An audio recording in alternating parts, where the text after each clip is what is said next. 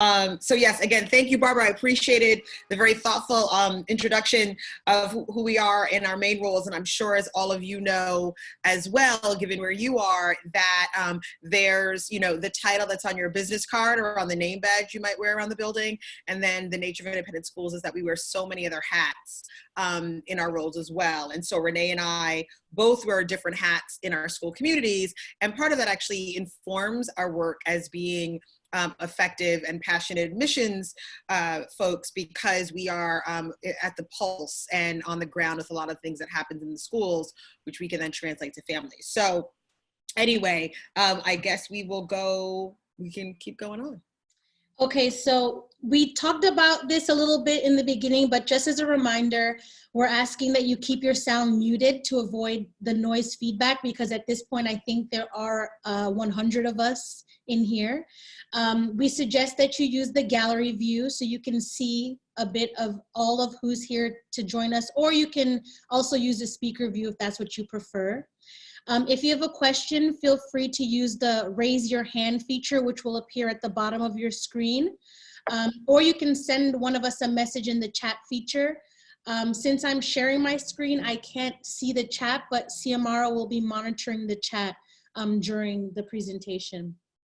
You will need a place to sort of take notes so that you can participate in a few of the brainstorming activities. That could be on your computer, or it could be good old pencil and paper, whatever you prefer.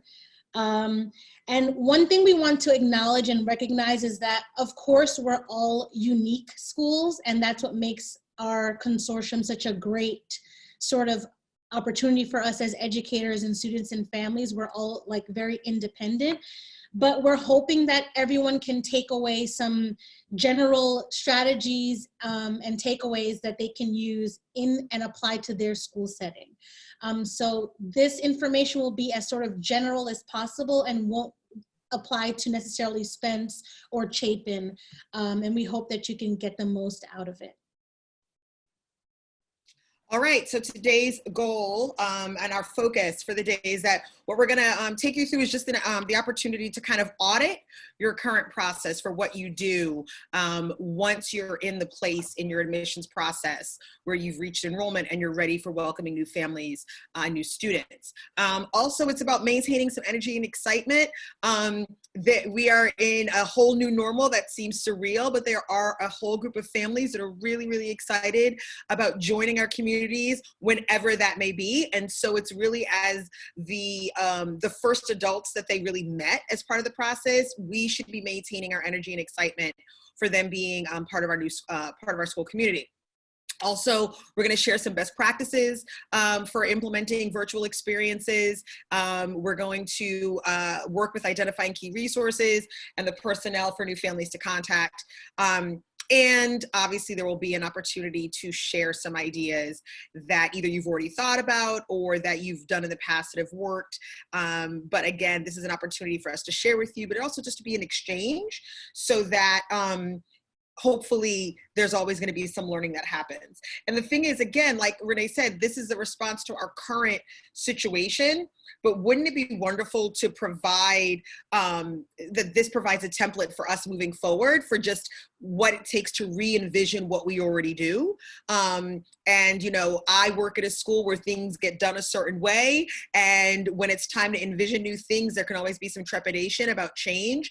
And here we are being forced to change. And so the way we're going to look at it is, wow, there's going to be some silver linings and some opportunities in this for us, which I think is really the best mindset to have, right? Because this is what's happening. And so we're going to find ways of not necessarily making the old work with the new, but recreating and putting some new infusion of life into some of the things that exist that we want to do for families.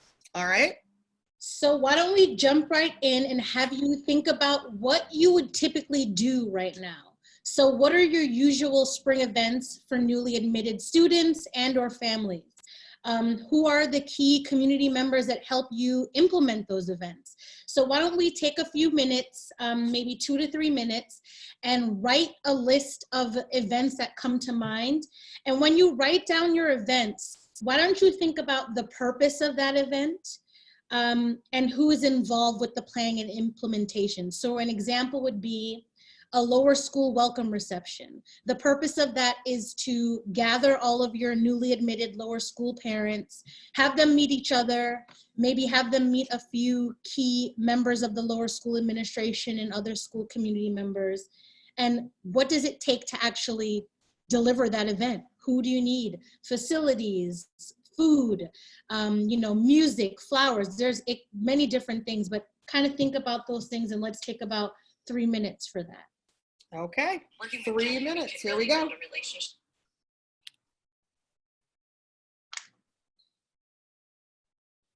And you're asking people to do this just on a piece of paper? Yeah, you can either do it on a piece of paper or, yep. Steno pad, yep.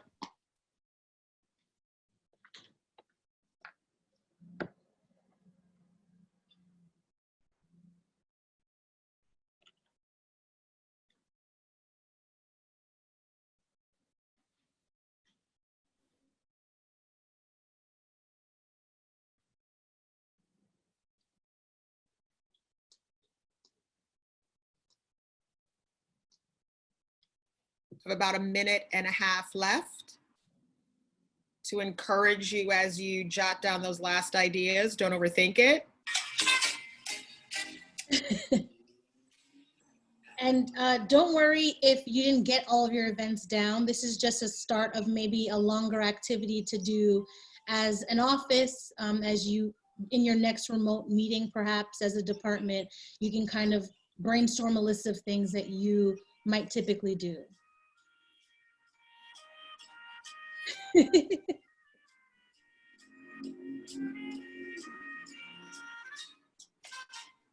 One more minute.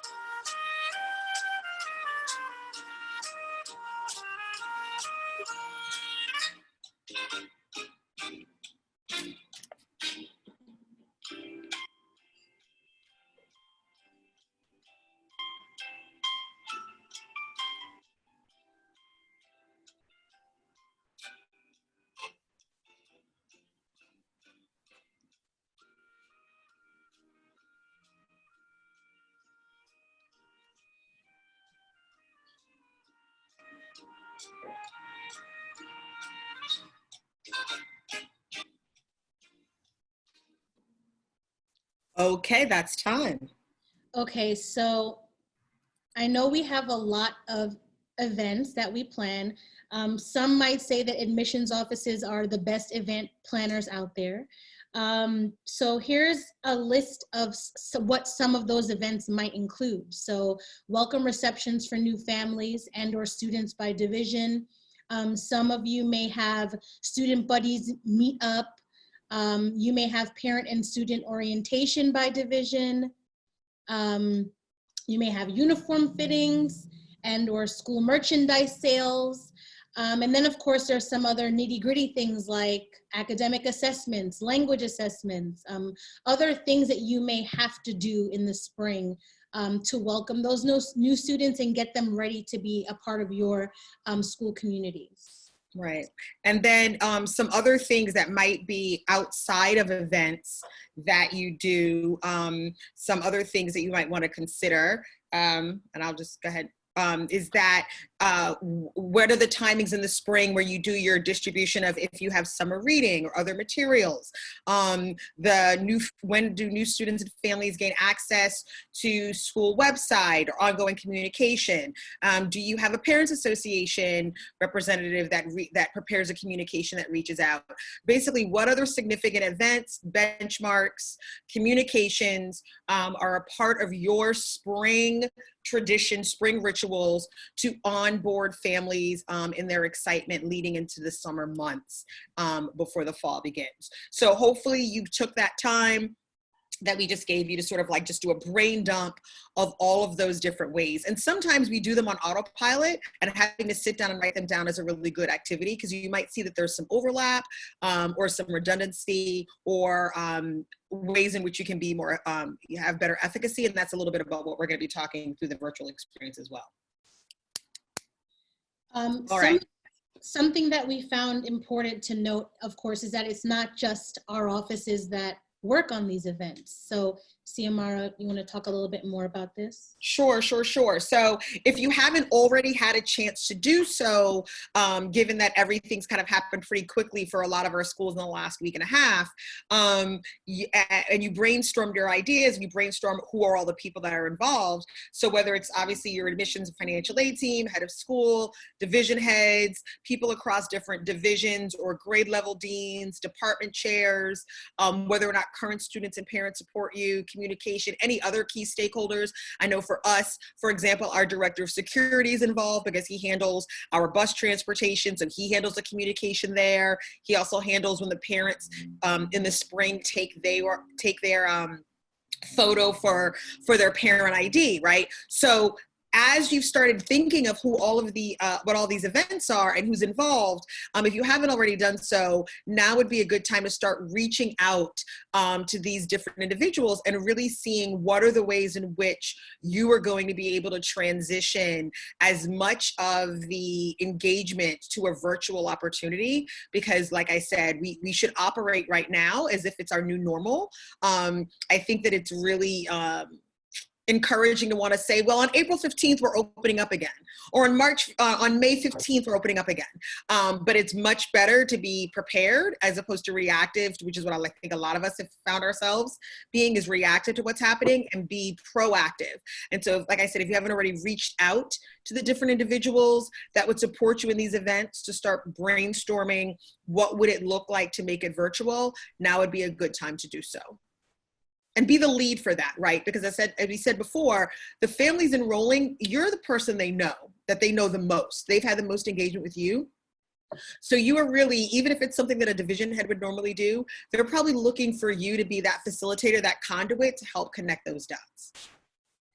And so as you start to think about, sort of expanding that virtual village, what's next?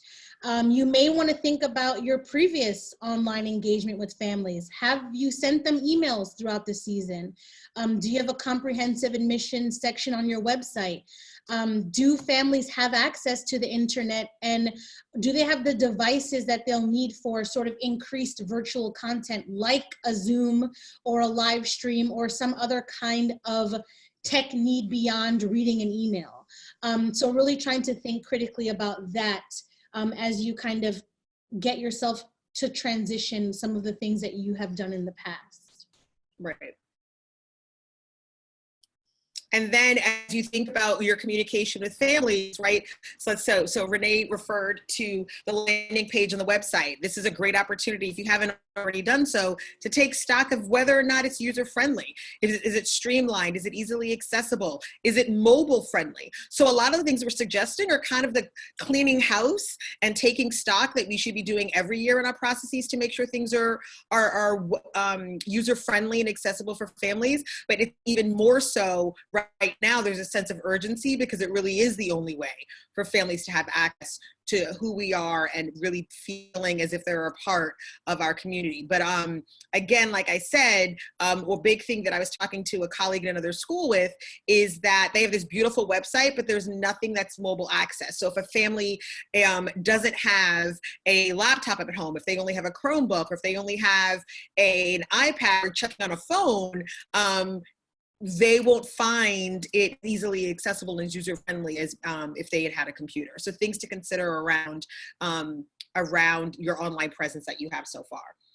Also, again, being really clear when you're reaching out to families about who their contact points are in each area, right? And so if it's kind of been like, oh, well, we just get the questions in the spring, and then I decide in the moment who I'm going to pass it off to. Maybe it's the person in accounts paying because it's a tuition question, or maybe it's actually the 7th grade dean because it's about 7th grade humanities, but that's just it. Those have always been like one-offs, right? But this is an opportunity to streamline, to codify, and to make really clear whose role is what, who owns what part of the process, and making sure that families understand that as easily as possible so that they don't necessarily have to reach out to you and then you reach out to the person and they hope that that person gets back to them, right? If they know I asked this person certain questions, then that also minimizes and mitigates a bit of the anxiety families may have during a time like this when there's so much that's unknown.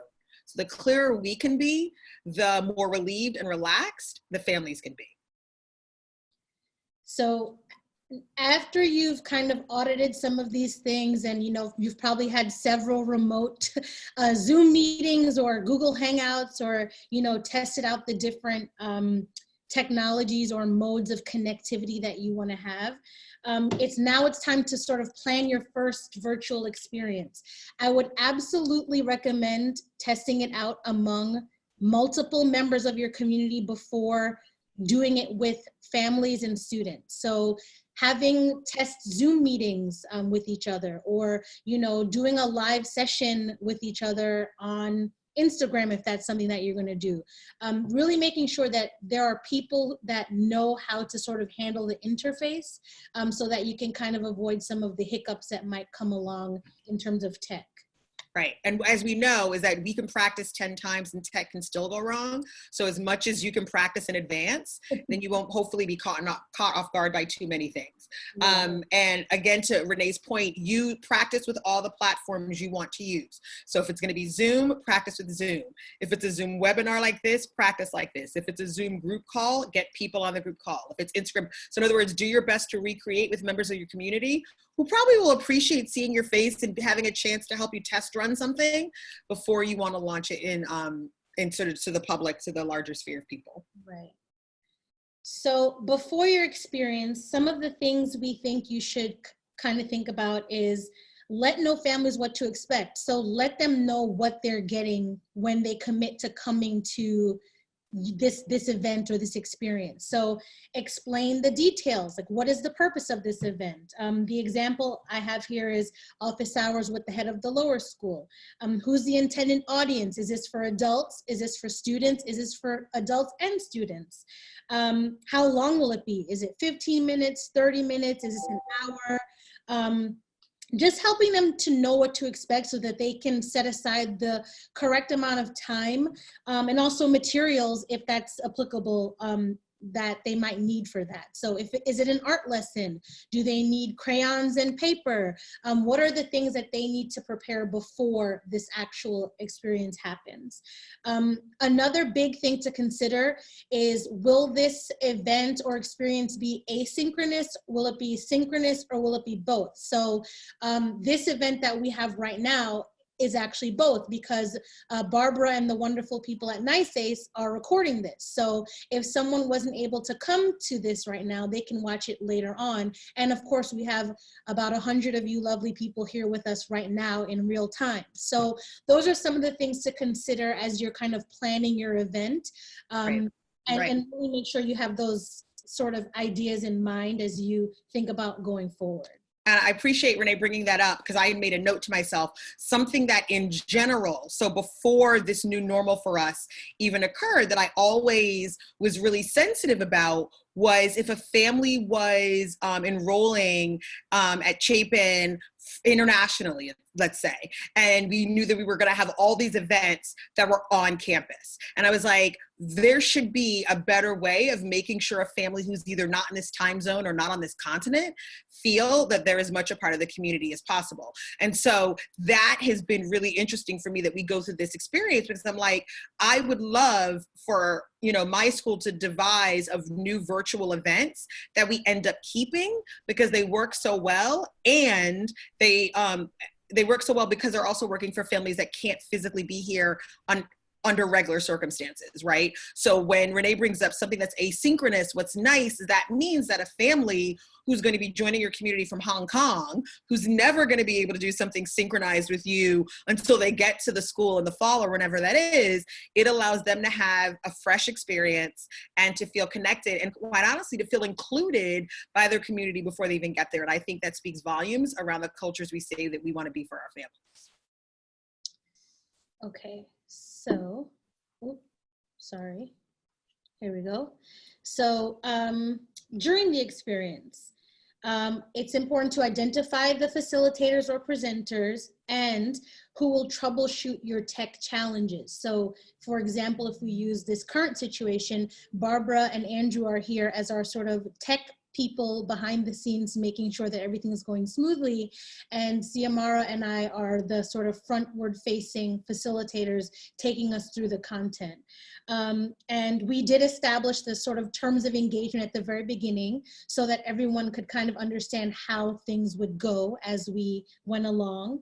If it's appropriate, I do think it's really helpful to record events and experiences so that community members who are not able to join can experience it afterwards on their own time, especially to create that sort of community feel and continuity, whether people are there in the moment or experiencing it after the fact. Mm-hmm.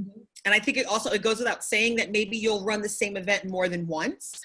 So you can record it, but maybe you'll have a morning coffee like that with the head of school, which is Renee's example, and then an afternoon tea with the head or something like that. But in other words, think about having events more than once.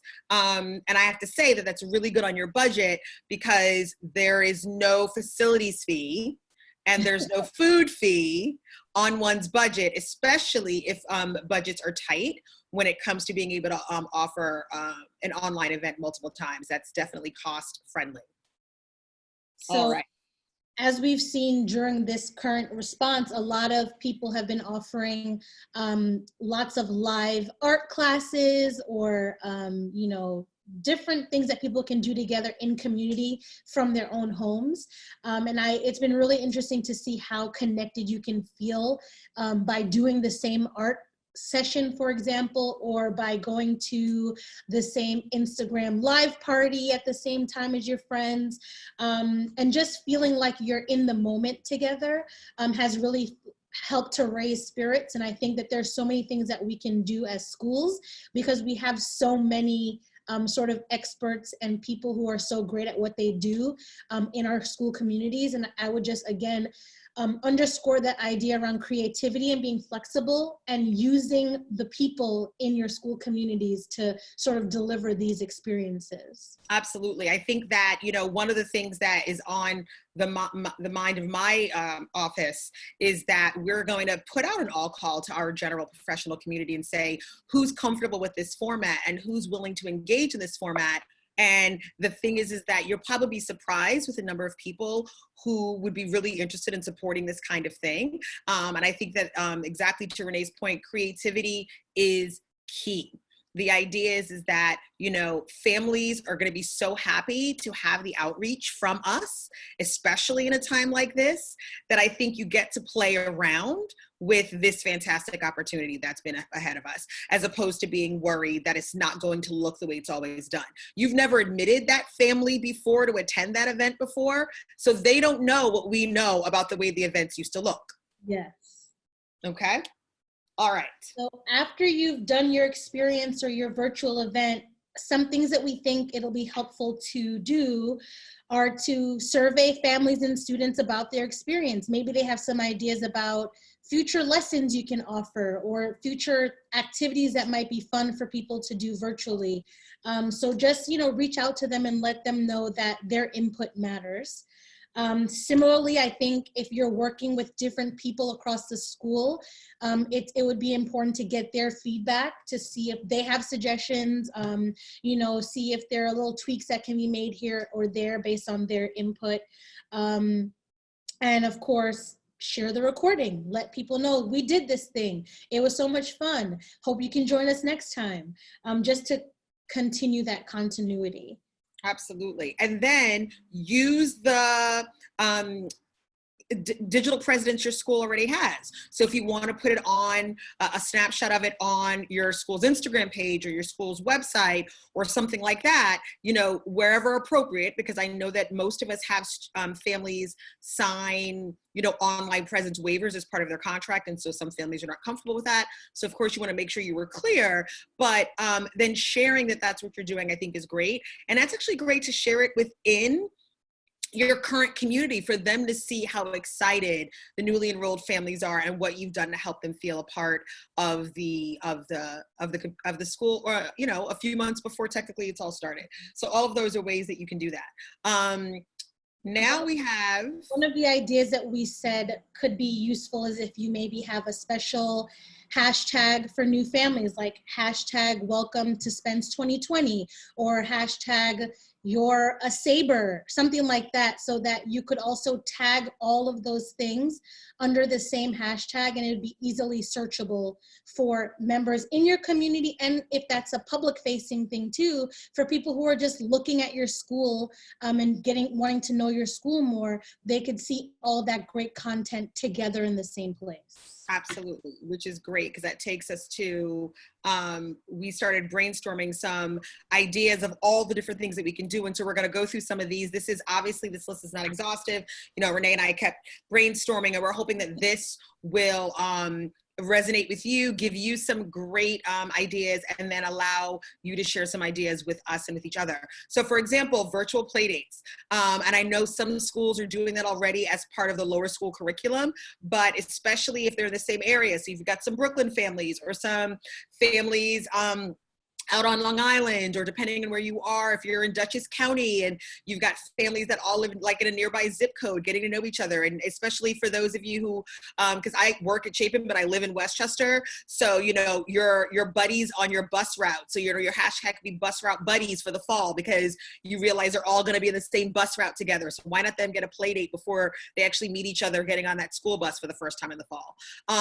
The specialist, our lower school music teacher, he already has a YouTube channel. So he's really excited about hosting a music class, just to have some singing with the lower school movement teacher for the new students. That's a great idea.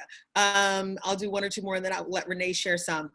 Again, we already talked about it, virtual coffees, office hours with divisional leadership, grade dean, depending on when your school starts to assign advisors or things like that, having that opportunity for them to start doing meet and greets in a really fun and engaged way with each other. And then for us middle and upper school students, we have a new group of students that welcome the newly enrolled middle and upper school students. So we're gonna do the buddying up process for them earlier than usual and have them, you know, as student ambassadors meet and greet who the new people are. Renee, you want to take the last few? Yes, so one of the things that I actually learned in planning for this workshop is about Netflix Party. Xiomara is actually the one who told me about this. And it's a Google Chrome plugin that's free to install. And basically it allows you to, kind of what we're doing now, share a screen so you can watch an episode of something or a movie with a friend or friends. And there's also a chat feature, so you can chat on the side while you're watching that episode or that movie. I could definitely see this working well for middle schoolers getting to know each other, or upper schoolers getting to know each other, or even an established advisory that they know each other and they've been friends for a long time, and they just want to get together and watch, you know, an episode of, I don't know, what do kids like? What do they like these days? Watch an episode of something that's entertaining to them. And if that's not something that they want to do, there are other shared experiences you can do, like making a group Spotify playlist, or if you do Apple Music, doing something like that. Something that's interactive and team building. And that'll be something that you can also hold on to for later on. You can always go back to that playlist that you made for summer 2020 or something like that. We mentioned this before, but maybe using a special hashtag for new families on your school's Instagram or other social media, so that the content is grouped together and you can easily go back to that over time. And like Xiomara was saying, I think that that's also really great internal marketing for your current families and members of your community to see things that are going on around school, and to also build excitement for them as they think about welcoming new members to the school community. One key thing that we think is important is just consistent communication. So whether it's offering some kind of weekly open forum that different people in the school take turns hosting perhaps, or that there is some kind of consistent messaging from the school around, decisions that are being made and also activity that's happening, just so that everyone is hearing the same message and that people feel informed and that they still feel connected. And as we've said throughout this presentation, it's very important that there are multiple point people that families feel that they can connect to and contact, so that, if there is a question that comes up, they can easily, bring that question to someone. And then if you're not if they've contacted the wrong person, that person can put them in touch with the person who can help them. So just helping families feel connected. I think a chat popped up, Xiomara.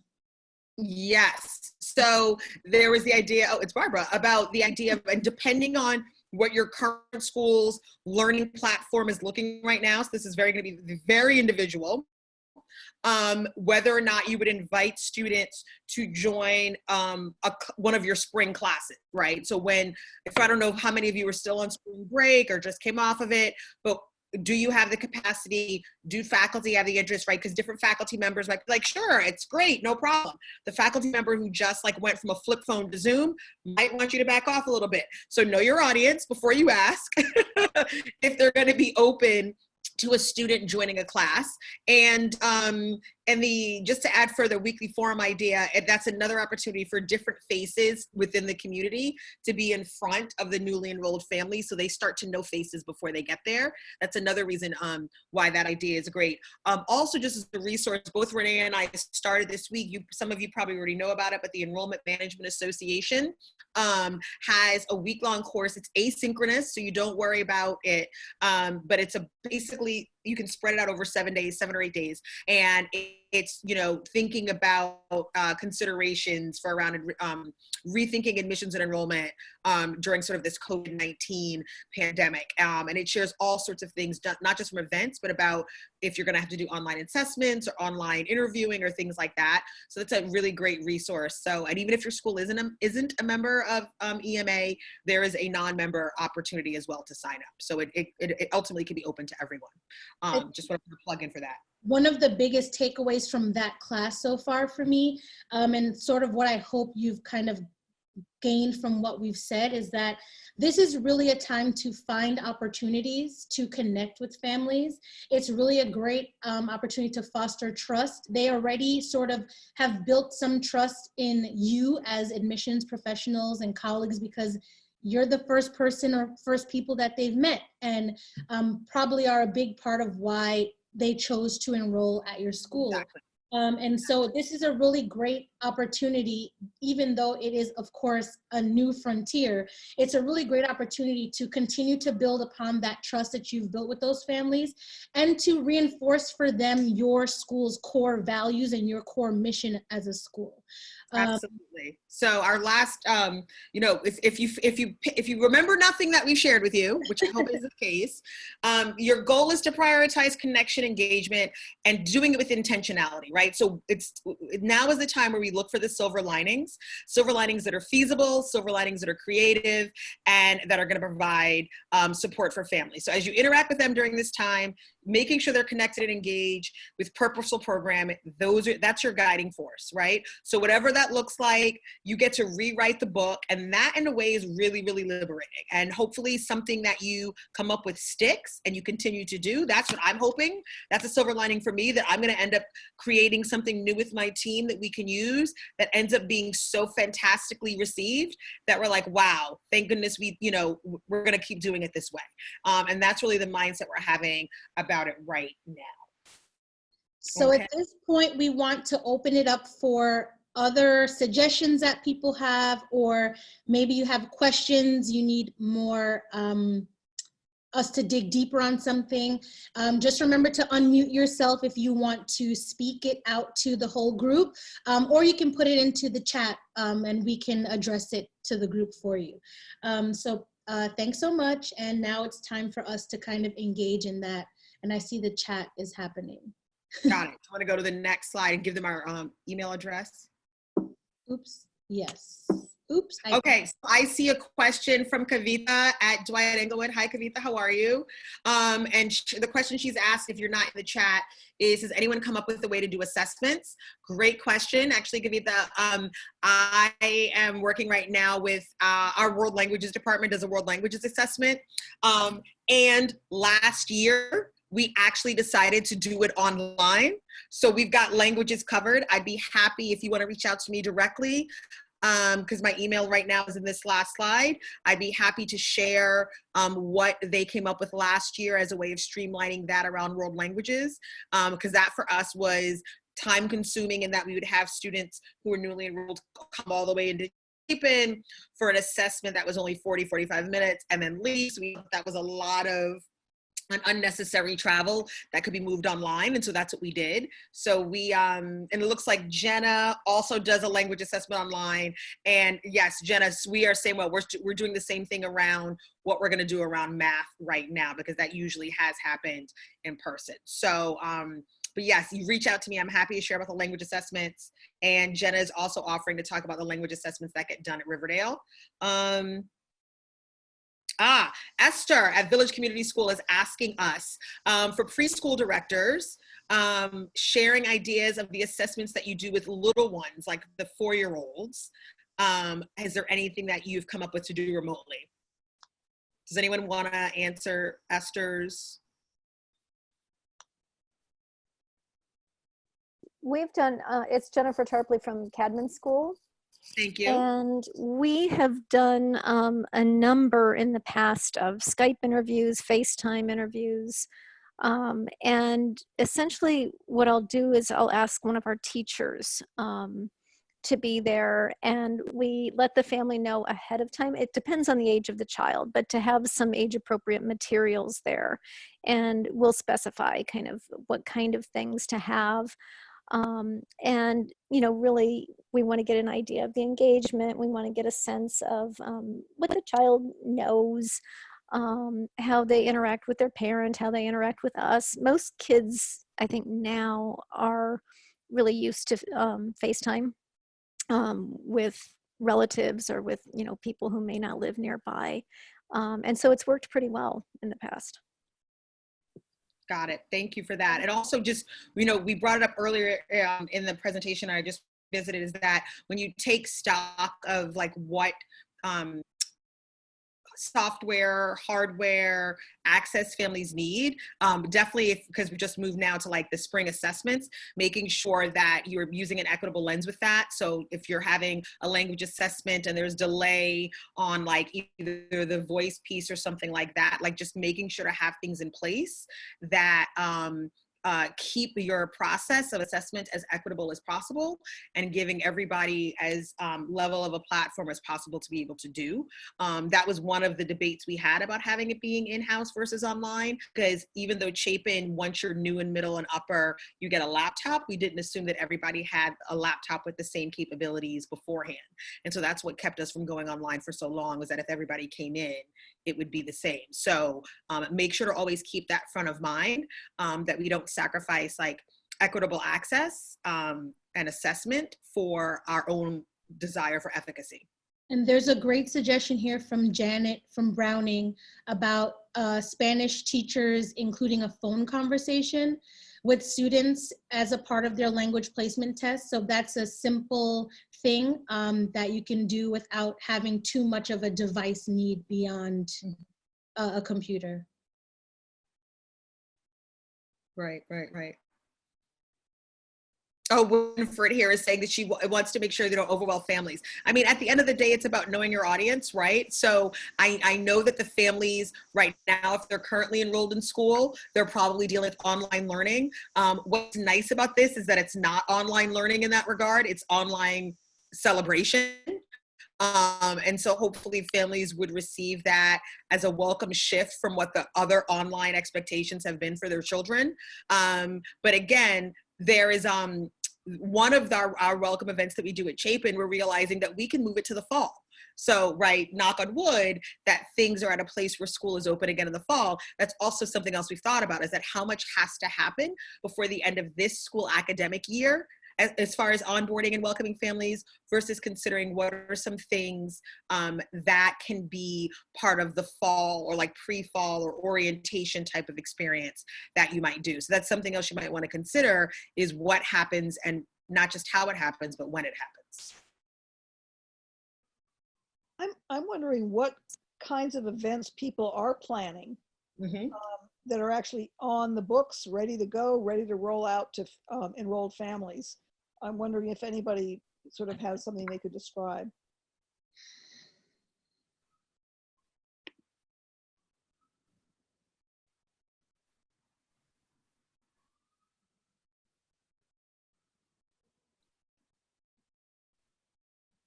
Is everything still in the nascent planning stage for everyone?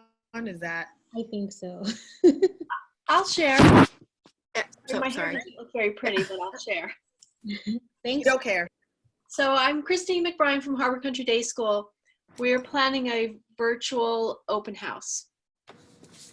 And it's on the middle of April. We're just planning 1 hour, 9 to 10, because we think that's all we can really manage, keeping it simple. We're starting out with a welcome from me, and then we'll have a panel. We'll include our head of school. He will then we're going to introduce our panel, which is going to be our Dean of Students, division heads, and our Dean of Faculty. And we will talk about our signature programs. So we're going to really feature the value proposition of a Harbor education. Then it'll come back to me, and we'll talk about the admission process, a little bit about tuition assistance, since it's sort of general. And we're considering also having a parent ambassador who will be very well trained and prepped, who can say a few words about the school. Then we'll open up to questions. There is a thought that we might break down into small groups with different division heads, but that's a bit sophisticated for us. While we think it will be an hour, we also think that maybe it will finish up a little sooner. So, we're just going to block out that time and see how it goes. And if it works well, we probably will run it again in 2 weeks' time after that. And the idea really is to have it RSVP only. We're not just going to allow folks, So we are, we have a message on our website with the invitation, and then they will be sent a link through Zoom. Last thing, we're also exploring different online platforms in case sometimes Zoom is having problems with freezing. So we're looking at a few different platforms that are lesser well known, and we're preparing for that ahead of time.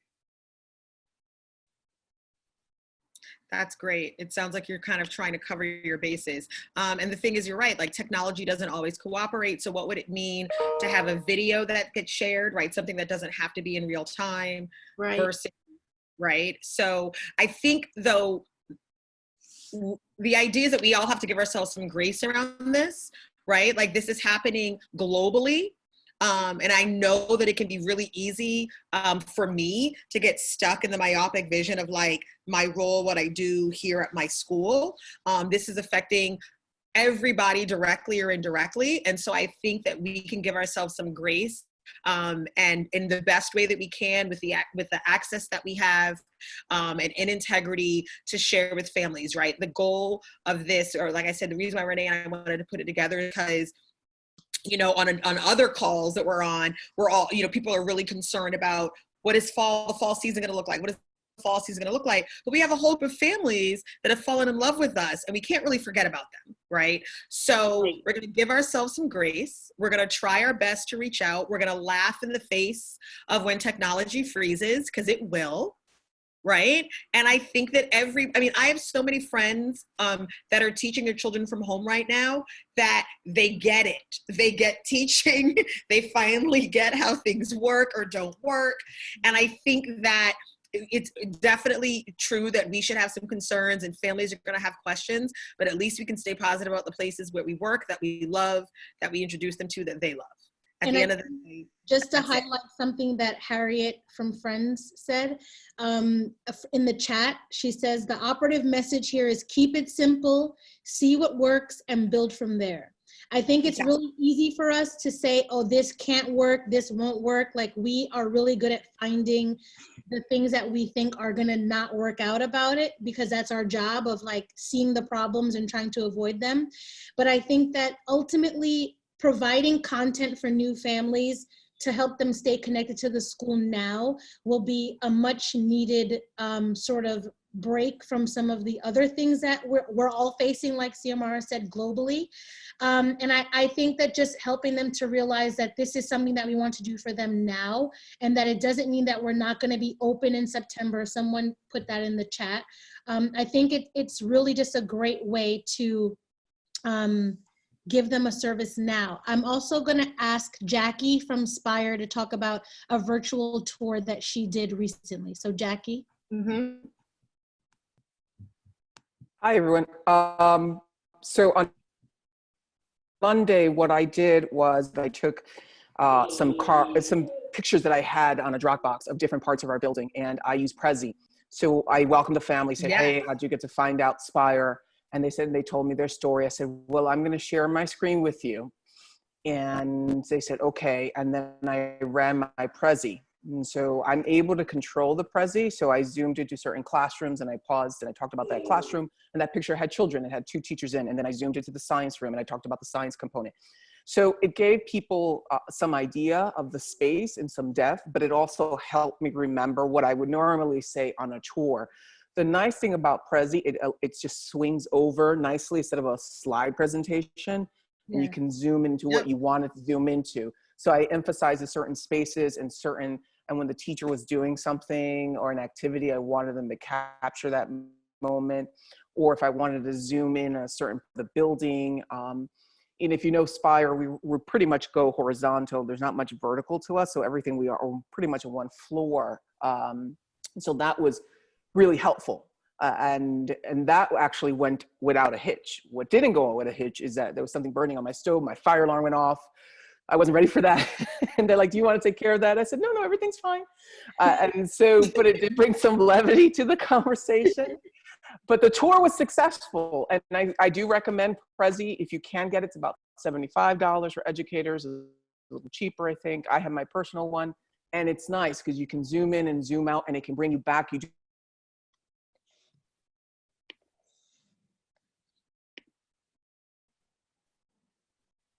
Oh, I just lost her. Frozen. Is she frozen for everyone? She's frozen. She's frozen. There's fire. I think we got the juiciest part of what we needed to know from her. Yeah. I want to also suggest something that one of our heads who was in a meeting yesterday talked about, that it was just wonderful. He was talking about sending, and it wasn't about admissions. I don't think it was about new families. I think it was about current families and students. Video messages to families of reassurance. And so those kind of messages to newly enrolled families about how, of course, this is a worrying time for all of us, and being really transparent about that, but that we're so looking forward to the fall, so looking forward to having you as part of our community here in our school, and sort of emphasizing the hope in the future. But I thought that was great. And so there's something about seeing someone's expression and their passion for the school, the care they have for the new families coming in and the students, goes a much longer way, I think, than just an email. Thank you, Barbara. Thank you. Yeah, that's very helpful. I think that sometimes when people hear about using technology, they jump to like the most complicated scenario, but there are very simple things that we can do, either from our phone, from our computers, to just help people feel that we care about them, that we're thinking about them, and that we view them as part of our community. In that EMA course that Xiomara mentioned before, there is a section about how to make a video from your phone. A lot of the course material is very easy to digest, and like she was saying, you don't have to take it at the same time every day. You can take it whenever you'd like to, and there's so many great tips in there. So I would definitely recommend at least checking it out to get some useful tips and resources. And if you don't want to do that, I do have a number of the resources saved, and I would be happy to put them into some sort of shared Google folder that we can all access, so that you can take a look and click around and you know, just use this as a jumping point for all of us as colleagues to really be creative about what we do going forward. Right.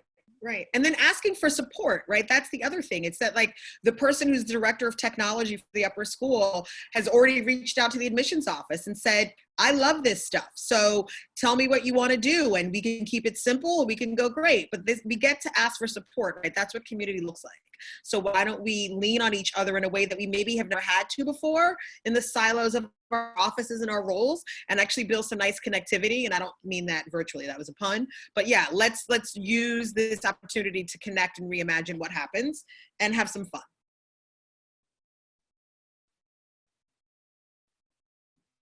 And I think also that, you know, in the business world, there's this notion of test and learn. You know, take a few risks, test something out, see if it works, and then learn from it and adjust it and do it better next time. But not to be afraid to try something that you've never done before. And, Right. and most of the time you literally can test. It doesn't have to go live. You can make a video on Zoom, in fact. Yes. You can do just what we're doing now. We're recording this, and you could have a panel on Zoom, record the whole thing, and send that clip to families. Yep. Exactly. Everything is going to be tailored to how we sort of uniquely view them at our school. It doesn't all have to be the exact same template. That's kind of how we started it, by saying we're all different schools, we all do things differently. And that's what makes us unique and kind of such an awesome group of schools to be a part of, because everyone puts their own unique spin on things. And just knowing that we're here to support each other and to kind of troubleshoot with each other is really helpful. Definitely.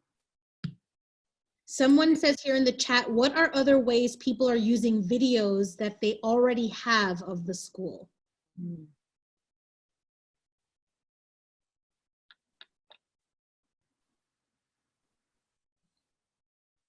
If you're talking, you're on mute. We can't hear you.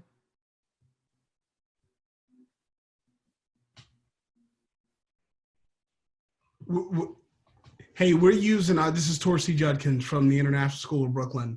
We do a lot of international, we have a lot of international families already. So we're using pictures and videos we already have, and we created an iMovie, and I'll be doing Zoom with spring tours where I'll share that movie and then do a Q&A after. We're gonna record that and then share it, put it up online for families to see. Our division heads will join the head of school. We're also setting up a newly accepted, families, kind of just a check-in and the celebration in the next couple of weeks, in addition to all of our scheduled newly accepted families events already. Got it. Someone is asking, can someone recommend a tool to make a virtual tour of the school?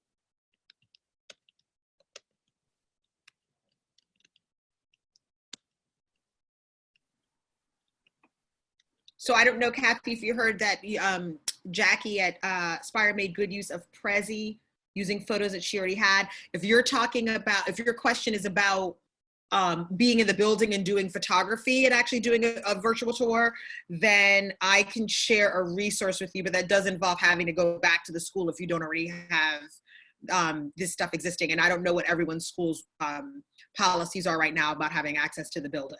So hold on one second. I'll just, I can share that in the resources that Renee and I'll share afterwards. And of course, the school will be empty. Yes. So if now might not be a good time to do a tour of the school. Yeah, you might want, like I was saying, if you can cobble together music, I mean, not music, footage that already exists, that might be better right now, although families would understand an empty building is because nobody's in it, right? So it is timing. But yeah, it would involve having to go to the school at a minimum. Well, we've got about 2 minutes left. If there's any last questions. So I see that Kathy from the French American Academy is saying that she has pictures of facilities with students in them. And I think that that's also a good thing to use. That's great. It's a great way to say, this is our auditorium. This is what we use for XYZ. I think having use of the stuff that you already have access to is better than nothing. And so just to continue to try to be creative and step outside of sort of how you think things should be going.